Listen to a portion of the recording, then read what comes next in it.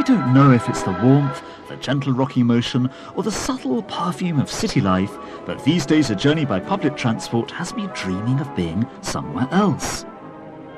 In my fantasy, the train carries me to a land that time has forgotten, where things are just a little bit old-fashioned or sedate. I drift through a green and pleasant landscape, and instead of petrol fumes and body odour, I can smell the sea. Is it a dream? No, it's the Isle of Wight. The island is that land that time forgot. And for a transport buff like me, the island is a goldmine or sanatorium of nostalgia.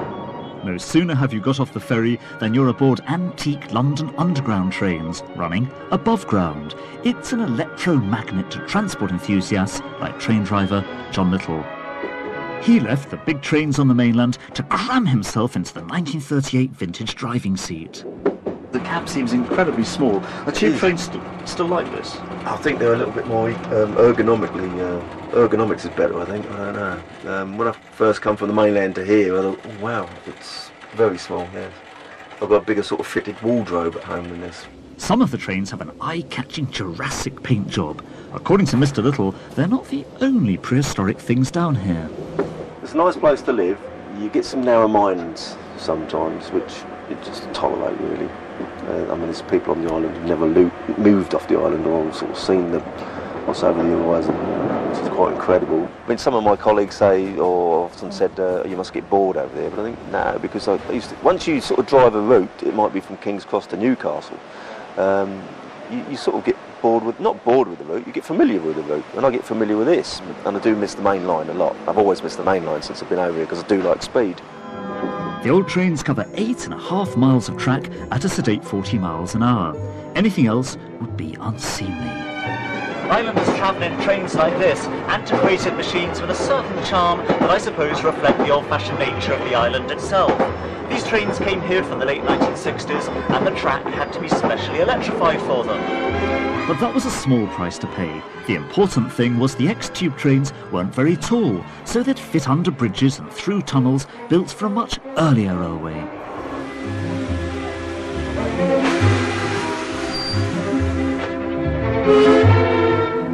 The island once boasted a full-time steam line.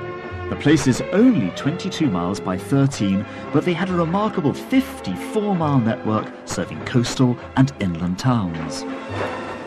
But you know the rest of the story. By the late 1950s, the money rolling in wasn't enough to keep trains rolling out across an island where the population of red squirrels outnumbers that of people. And bit by bit, and rather stealthily, the lines were ripped up.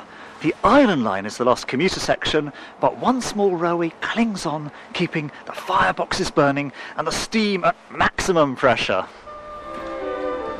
This is the Isle of Wight Steam Railway, a great example of a classic British old-school line that defies the lessons of history and, of course, economics by refusing to die. This utterly charming, if incredibly greasy old girl was born in Brighton in 1878 when Queen Victoria still had a wasp waist. Now, remarkably, she was still running with her sisters on mainline railway duties right up until the mid-1960s. Today she's pulling carriages again, though, all thanks, of course, as usual, to the efforts of volunteers. Enthusiasts like Kim Chalky. These days he dresses up as a Victorian guard for the tourists. But like so many who give up their spare time to work here, he remembers the last days of the real railway. Kim, when did the steam train stop running here originally? In 1966. Yeah. And there was was there a campaign amongst local people to get the steam railway going again? Oh yes. Nobody wanted to lose their railway. In fact, the old lady in the cottage up here, she was so against it, she wouldn't go by the bus. She would walk in to ride rather than get the bus. And what about today, Kim? What sort of people use the railway today? It's everybody. It's a holiday industry, you know, and you get every sort of person here, you know. Yeah, we call them anoraks. What about the younger generation? Now, what's the attraction of steam to them? The younger generation, we've got to thank, I think, Thomas the Tank. Because they get enthralled with Thomas the Tank, and what do they say? Well, we're going to see Thomas. And every engine they see is Thomas. All right, these days there are buses, but it's still the land that time forgot. It's not just the pace of life or the fact that there isn't a fast food outlet every 100 metres, or rather yards, or that the ethnic minority is a bit too much of a minority. This is a pounds, shillings and pence sort of place, and in my opinion, not so bad.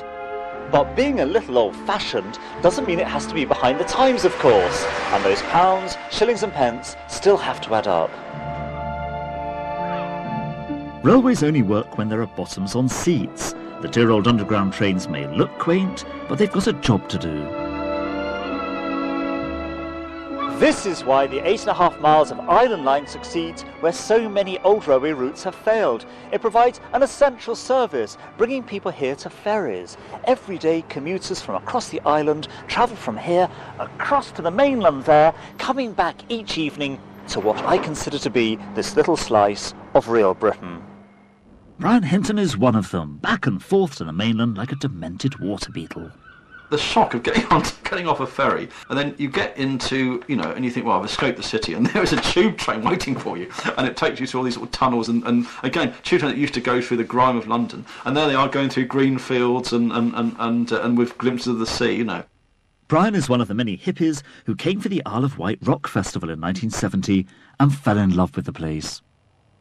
It's always been about 30 years behind the culture on the mainland. So you really were when it now feels like the 50s. It was then probably in the time of Tennyson. Apart from a few cars, it hadn't really changed much, So yeah, it was a culture shock in every sense. Yeah. You yourself have said that the island's quite a peaceful place. You cross the Solent and everything changes. Is that the real attraction of the place? It's completely remote and beautiful. I love the landscape of the West Wight. It changes every day. I've always had a bolt hole on the mainland, so I've never lived on the Isle of Wight for good. I love London, but I come down, and suddenly you're aware of all the colours and the sounds and the smell of seaweed and whatever, and a huge sense of peace. I get on that ferry and come to the island. You really feel all that sort of tension lifting.